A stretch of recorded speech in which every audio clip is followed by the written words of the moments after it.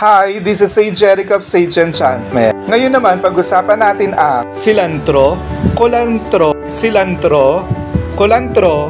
o coriander. Ang coriander ginagamit sa fire magic. Akala ng marami, ang planetary ruler ng culantro o coriander ay Mars, pero hindi. Moon ang planetary ruler ng culantro. At dahil sa fire element nito, maganda ito gamitin panggayuma. Ginagamit sa Greece, kadalasan ng cilantro para sa romance, sex magic. Dahil Moon ang planetary ruler, maganda rin ito sa healing. Dito sa Pilipinas, kilala ang culantro pag meron kang bulutong na nakapagpapalis mula sa sakit na ito.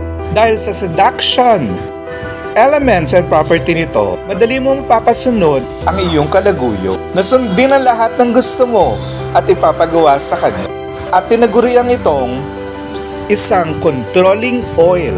Kaya ang item ng controlling oil ng Sage Enchantment, culantro, ang main ingredient nito. Mga folk magic, ginagamit ang cilantro para ihalo sa kape ng iyong kalaguyo para mapasunod mo ito at lalong ibigin ka. Napakalakas sa controlling oil ang ginawa ko sa Sage Enchantments dahil dumaan ito sa ritual at mga orasyones. Siyempre, kailangan mo din i-program ang cilantro o culantro sa paggamit mo nito. Maganda rin itong gamitin upang kumalma ang mga tao sa paligid. Mawala ang kanilang galit at inggit sa iyo sa mga taong nagugustuhan mo kapag papagaan ito ng loob.